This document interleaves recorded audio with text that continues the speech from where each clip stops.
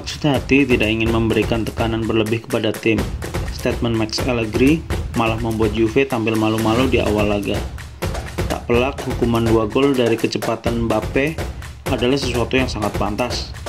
Kebaikan performa di babak kedua hanya bisa menghasilkan 1 gol balasan. Andai saja galak sejak awal, mungkin hasilnya bisa jauh lebih baik. Stop jadi pengecut, Max.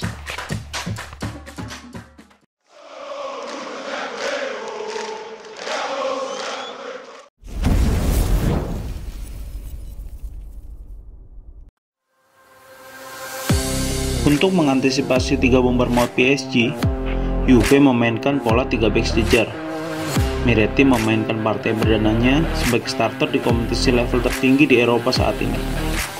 Laga kali ini juga pertama kali kita akan melihat duet sesama bomber dengan tipe nomor 9 di depan, Vlahovic dan Milik. Duet yang sudah lama sekali tidak Juve mainkan sejak era Trezeguet, Ibrahimovic, dan Iaquinta Amauri.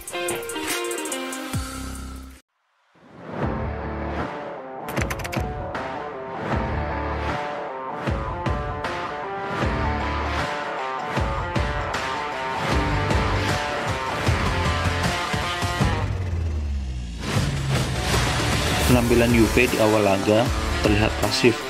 Yang saya rasakan adalah terlihat terlalu takut dengan nama besar 3 bomber PSG. Imbasnya, gawang Juve sudah bobol di menit ke-5. Bola chip manis Neymar berhasil mengelabui Bremer untuk menjauh dari Mbappe. Mbappe pun menyelesaikannya dengan sangat berkelas. 14 menit kemudian, Arkadiusz Milik hampir saja menyamakan kedudukan. Menang duel udara dengan Ramos, sundulannya masih bisa dihentikan dengan gemilang oleh Gigi Donnarumma.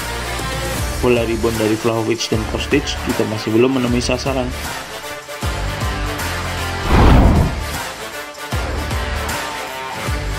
PSG berhasil menggandakan keunggulan. Leo Messi yang mengkreasi serangan berhasil memaksa Danilo salah perhitungan dan memberikan ruang untuk Mbappe. Mbappe yang mendapatkan umpan Messi kemudian melakukan one-two dengan Hakimi. Setelahnya, bola dihantamkan tanpa ragu ke gawang Perin. 2-0 PSG unggul. Sepakan pendek corner dari Paredes, kemudian diteruskan oleh Kostic. Crossingnya terbang indah di atas kotak penalti PSG. Bola disambut oleh sundulan McKennie yang tiba-tiba muncul dari belakang, menaklukkan Donnarumma. Juve hanya tertinggal 1 gol sekarang.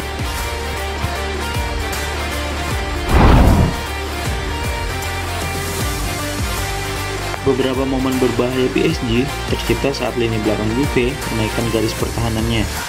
Untung saja Mbappe egois, peluang emas terbuang sia-sia. Kedua kiper tampil hebat di pertandingan ini dengan menggagalkan sejumlah peluang emas. Hingga akhir pertandingan, tidak ada lagi gol yang tercipta. Pertandingan selesai dengan skor 2-1 untuk kemenangan tim tuan rumah.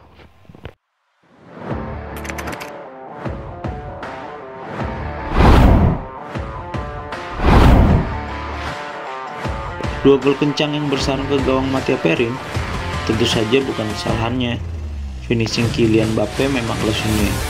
Kredit poinnya adalah setelah itu. Tanpa kenal takut, Perin berjibaku di bawah mistar. 2-3 peluang emas digagalkannya. Sudah sangat layak, dia tidak lagi menjadi bayang-bayang suksesnya.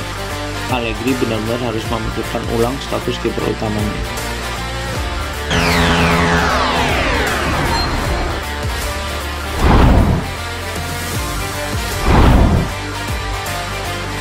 Yang saya takutkan dari komposisi 3 back adalah saat menghadapi lawan yang memiliki kecepatan.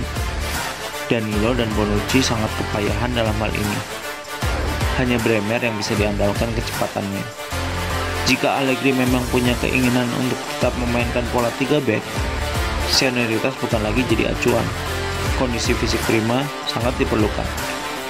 Untuk Bremer, untuk pertama kalinya dia kesulitan di laga resmi musim ini. Saya paham jika dia sedikit grogi di partai berdananya di UCL, tapi dia memang butuh pertandingan-pertandingan dengan intensitas seperti ini.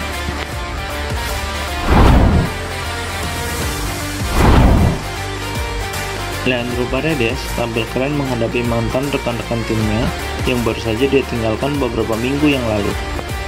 Sosok regista sejati yang Allegri cari telah muncul. Opta bahkan mencatat dia membuat 102 sentuhan di laga ini. Sedangkan Miretti mengalami masalah yang sama dengan Bremer. Nampaknya dia mulai merasakan betapa besarnya tekanan untuk pertandingan seperti ini. Tapi ini wajar, dia harus belajar banyak dari situasi ini. Rabiot yang tidak berfungsi di babak pertama, tampil lebih baik di babak kedua. Rabiot ini sebenarnya bukan pemain yang jelek, hanya memang konsistensinya yang perlu ditingkatkan. Sektor sayap kali ini cukup memberikan kontribusi, khususnya sisi kiri. Sementara di kanan, Cuadrado harus berhenti membuang-buang peluang. Ada momen di mana tim sedang membangun serangan, dengan tanpa bersalah, bola dikirimkan Cuadrado langsung ke arah Perin. Ini sungguh sangat menjengkelkan. Dia harus sadar, speed dan dribblenya kemampuannya sudah menurun. Mestinya dia mulai dipertimbangkan oleh Allegri untuk dicadangkan atau bahkan tidak dimainkan. Jika masih saja tidak diberi tekanan, maka percayalah dia tidak akan ada perubahan. Weston McKennie yang di laga Serie A kemarin melawan Fiorentina, saya pertanyakan kapasitasnya. Kali ini dia tampil cukup baik. Kemampuan coming from behind-nya memang istimewa. Lawan seakan tidak merasakan hawa keberadaannya. Gol yang dia ciptakan adalah buktinya. Sementara Manuel Locatelli disebut salah satu pemain yang di pertandingan ini tidak berusaha mendelay bola. Beberapa kali umpan kunci dia lakukan, tentu saja dengan perannya sebagai Mezzala.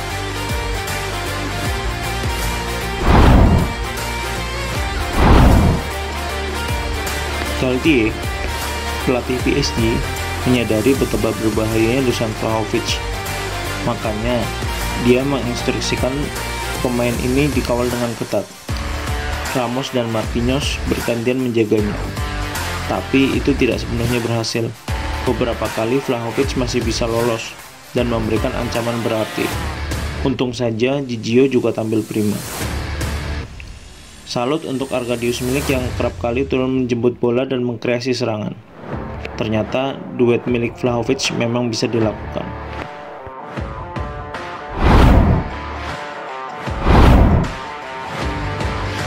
Saat Massimiliano Allegri mengatakan bahwa Juve realistisnya tidak mengharapkan kemenangan dari PSG, saya paham itu wujud perlindungannya kepada anak asuhnya dari tekanan yang berlebih.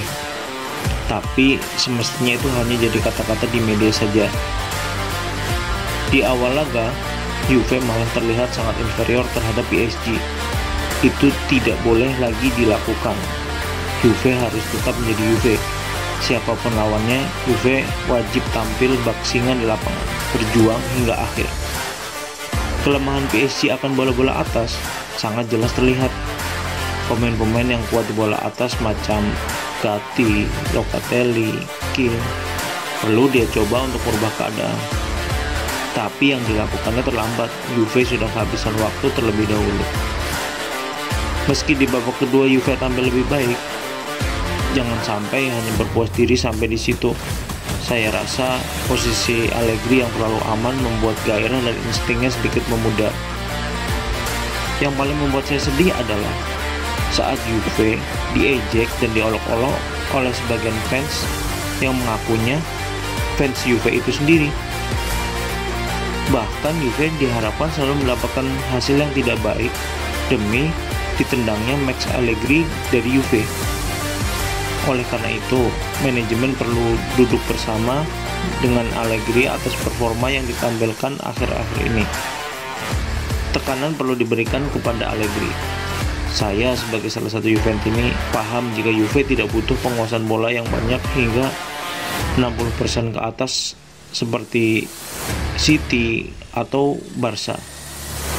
Tapi Juventini rindu Juve yang dominan dalam hal karakter, cukup menyerang dengan benar, efektif dan efisien, bertahan dengan baik dan disiplin.